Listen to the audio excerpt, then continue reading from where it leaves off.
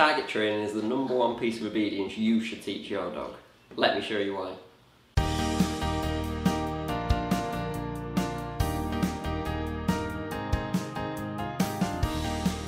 So why do we teach target training?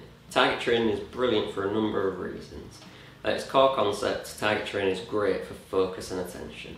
Imagine you're out on a walk, your dog sees a squirrel and you want them to look back at you.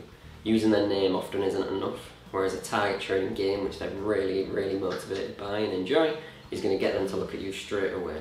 Simply asking them to touch is going to get their attention right back onto you. Recall is another great way to use target training.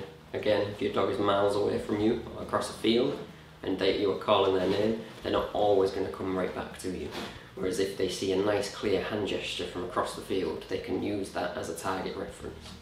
Beyond that, mental stimulation games and great fun tricks and stimulation assistance behaviours, as you'll see later in this video, is one of Ernie's favourite things to do, and target training is a great place to start with those games. When we get started with this behaviour, we're going to use lots of treats, so make sure you break them up nice and small. About the size of the nail on your pinky finger is going to be about right. Good girl. So, to begin with, we're going to show a nice clear hand gesture right in front of the dog's face. Don't go too close, but not too far away. Touch. Good girl. Your dog should naturally move towards your hand, expecting that you're going to have a treat or something else to give them. Touch. Good girl. Try to only say the word once, and you're going to say it as they make contact with your hand. If you do it too far away, they won't go for the hand. So if you thought about it, but didn't quite go. So make sure you do it a bit closer. Touch. Good girl. Equally, don't just bop them on the nose, they won't learn anything. If you simply tap your dog's nose, they're not going to understand. Touch. Good girl. So we've been practicing for a little bit of time now, so we can advance the behaviour just that little bit more. So all we're going to do now is add multiple touches before we get one single treat. Touch, touch, good girl. Starting with 2, but then you can scale up and you can start to move your hand at a bit more variety, so you might do some higher touches, some lower ones, or like we said, multiple. Are you ready? Touch, touch, touch, good girl.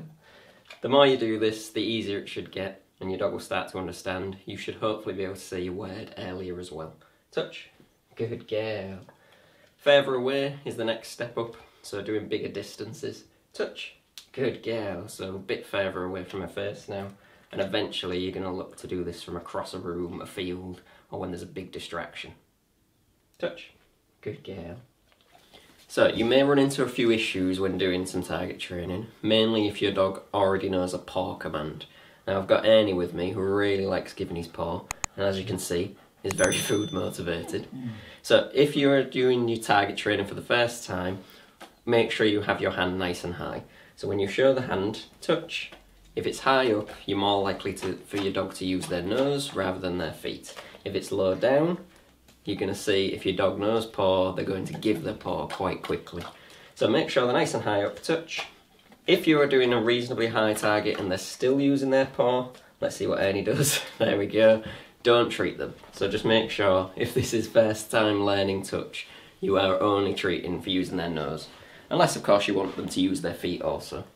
Touch. Good boy. Touch. Touch. Good boy. You can see Ernie often lifts his paw as well as using his nose. Touch. Good boy. So I'm only treating when he's using his face. Touch. Good girl. So obviously this is just the beginning of our target training journey, just using simple hand targets. Going forwards though, we do want to progress this behaviour onto more difficult exercises and more mentally stimulating games. This could be scent work, object retrieval, or even assistance behaviours. Close. Close. Good boy. Make sure you follow us for our next video where I'll show you how to progress this behaviour more and we'll get the most out of our pups.